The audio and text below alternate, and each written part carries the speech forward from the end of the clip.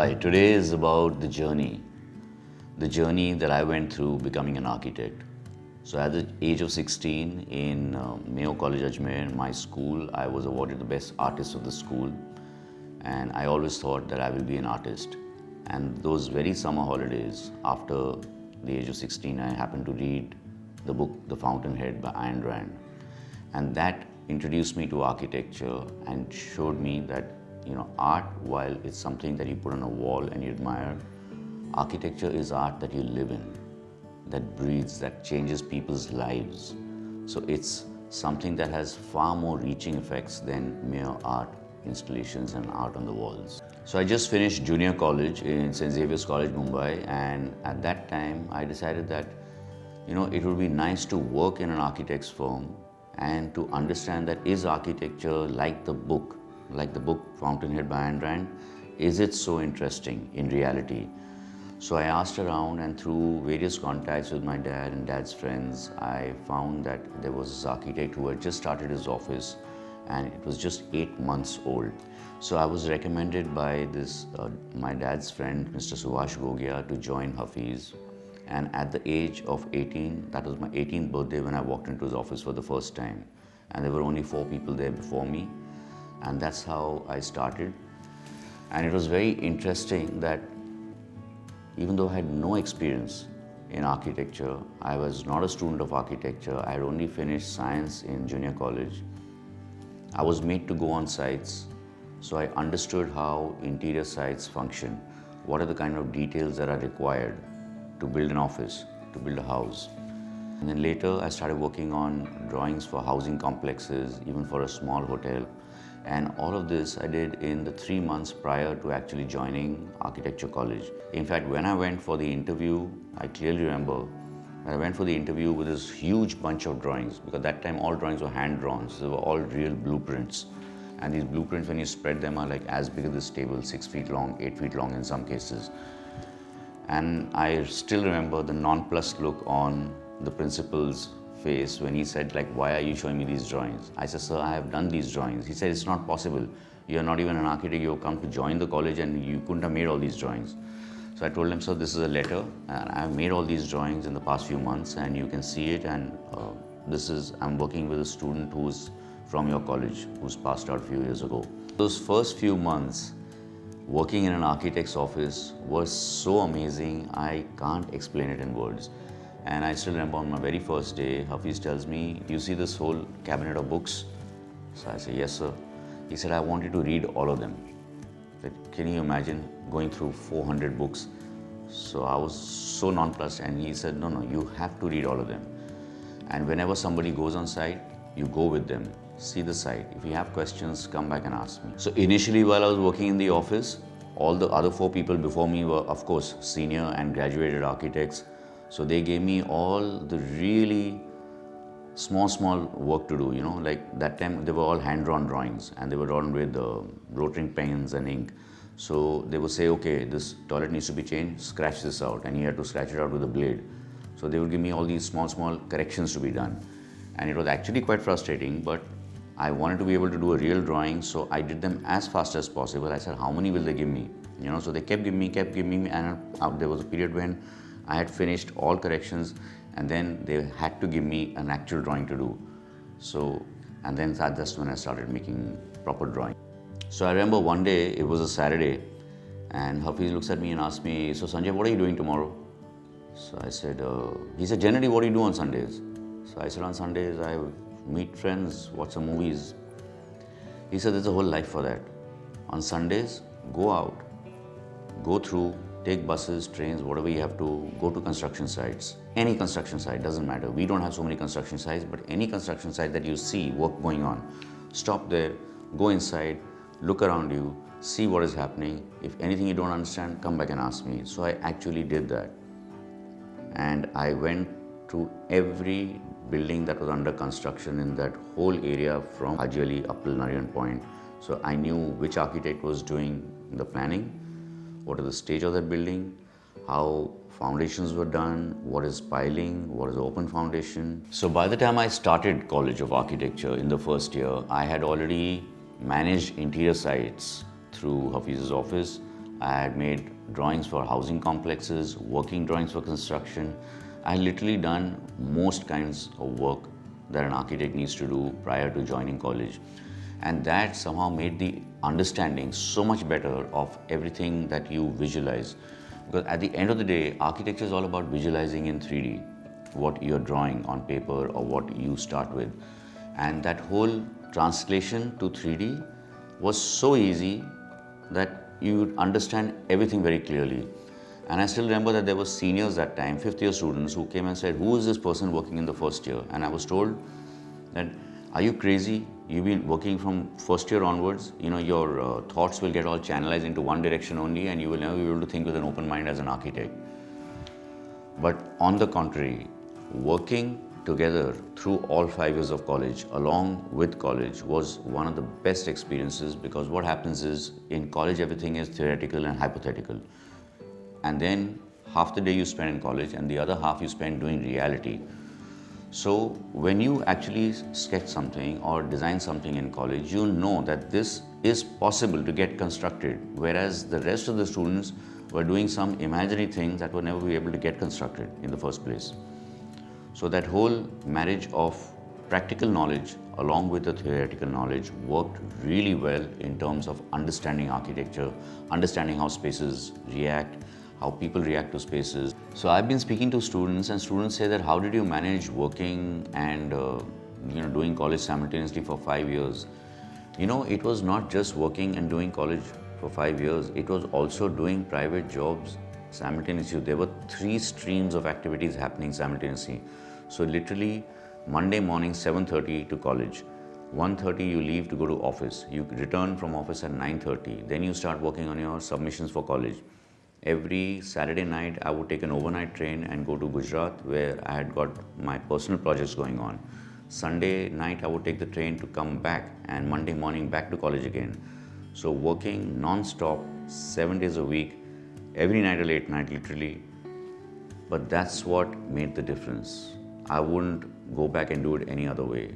The practical knowledge learned during all of that, everything from buying hardware to buying plywood to seeing the physical execution and even trying to make those things on site myself, that's the kind of experience and exposure that you need to have. So while I was working with Hafiz through all 5 years of college and doing college work simultaneously, while I was in the second year at the age of 20, there was a cousin of mine who came and said, I want to see the kind of stuff that you do in college, and she was genuinely interested. And when I showed her all of that, she said, this is so nice, would you be able to actually do a bathroom in reality? I said, yes, of course. Because I could say yes, of course, because I had the knowledge while working in an office. And so my first project was the renovation of a bathroom while in second year of college. And that one small bathroom led to something bigger and then something bigger. So by the time I had finished the 5 years of college, I had already done 24 projects on my own, as well as worked in an office for 5 years, and as well as finished college. So there were 3 things going on simultaneously, a lot of sleepless nights, but a huge amount of knowledge learned in the actual practical way. The greatest thing about working together all through, along with college going on, was your fast understanding and grasp of the subject, of how to make drawings, how to understand shapes, how to visualize something very fast. I still remember there was something called solid geometry, where they actually teach you what are the shapes and how you understand what the object is in 3D by looking at only 2-dimensional drawings. And in those classes, I used to finish and walk out in 15 minutes while people were still struggling for 1 hour to understand what it was that they had to do. And the same thing went on into the design as well. When we had a design submission and it was 8 hours sitting in for the exam design, I finished in half the time and walked out while people were still struggling. So the understanding is very important, because it becomes really fast. Your whole thought process becomes fast, and you can translate everything much faster simply because you have the practical knowledge and you know how things and shapes materialize and how they are seen. So because of the experience that was there through all 5 years of college, the day I gave my last exam and walked into office, Hafiz said, from today, you're going to be an associate.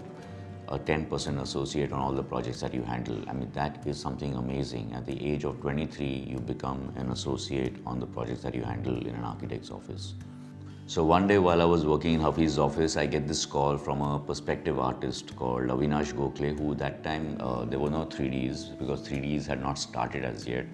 Everybody used to draw hand-drawn perspectives for buildings and all kinds of projects. So this Avinash Gokhale called me and said, Sanjay, there is a client here who wants to get the elevation of some building done. So I told him, Avinash, come on, I'm not going to do only elevation, right? If there's planning, then I'll do it. He said, Sanjay, just come and meet him once. It looks quite large. So I go there and this guy opens the layout and there are 20 buildings in it. So he said, I need the elevations of these buildings. I want to launch this project in 2 weeks' time. Can you do it?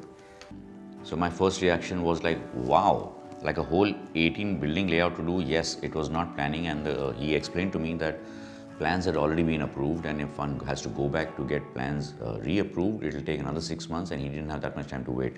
And he wanted to launch the project within a month's time. So I had to work overnight, multiple nights. We got the whole thing going, and it was approved, and the project started. Then over a period of time, I did a number of projects for this builder, but it was all only elevation or a little bit of planning and elevation. So while I was working as a senior associate in Hafiz's office, I used to go to my own sites only on Sundays because that was the only free day. As a result of which, you're literally working all 7 days, every week, all the time. So one of these Sundays, I went up just to say hi to the builder who I was doing these projects for in and around Kandivali, and this was Safe Developers. And he was looking at this really large layout. So my first reaction was, wow, that's a huge layout. He said, yes, Sanjay, it's a huge layout. I'm taking a big risk doing this project. What do you think of the layout? I said, it looks terrible. So he said, how can you say that? You've not even looked at it for 5 seconds. I said, no, I can see. I can see that the buildings are overlapping the other buildings and views are getting blocked, and there are very tiny gardens. So there's going to be, it's a really bad layout in terms of ventilation, in terms of open spaces. So he said there's a height limitation and we have a lot of FSI to consume. It's totally 30 lakh square feet. So how do you think that's possible? I said, get me a sheet of paper, I'll do it right now and show you that how you can make a better layout than this. So we get sheets of paper and I draw one after the other. I draw layouts and I show him that, all these buildings could be combined in these interesting ways. The whole layout was divided into sectors, and then each sector had this large central playground space and garden space, and then overall in the whole 54 acre there was a large central garden. So he said, this is not possible. You couldn't have made a better layout in like half an hour from what this person has done. So there's something wrong. You please go back, calculate everything and do it again. So I spent then, we had 2 weeks of sitting and literally working every night, having late night meetings, going through everything, and then finally he was convinced that yes, that very initial layout that I did in front of him in his office worked, and that is the layout that was finally submitted. And once we got approval, that is the layout with which I started my own office. So the project we started our office with is this Vasant Nagri.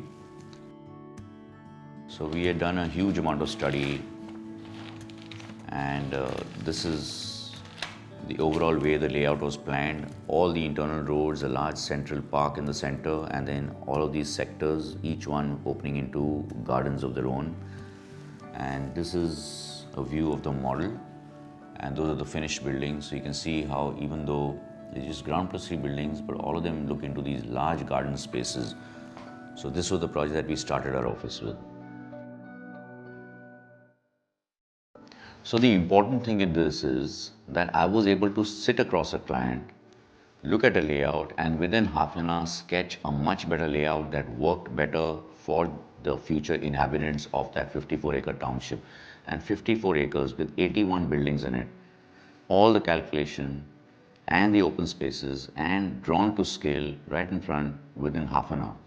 And that is only possible because of the exposure that you've had, because of the practical experience that you've had. So the practical experience coupled with the exposure to all kinds of projects, going out of your way to see new sites, learn new things, that is what allowed one to have the confidence and the speed to be able to do that in that short time and convince a person. So architecture is a field where exposure is what you need. all kinds of exposure. Exposure to smaller things, to bigger things, to little details, to the larger details, and typologies. Every type of building, how it's done, what are the ways to do it, what are the ways not to do it.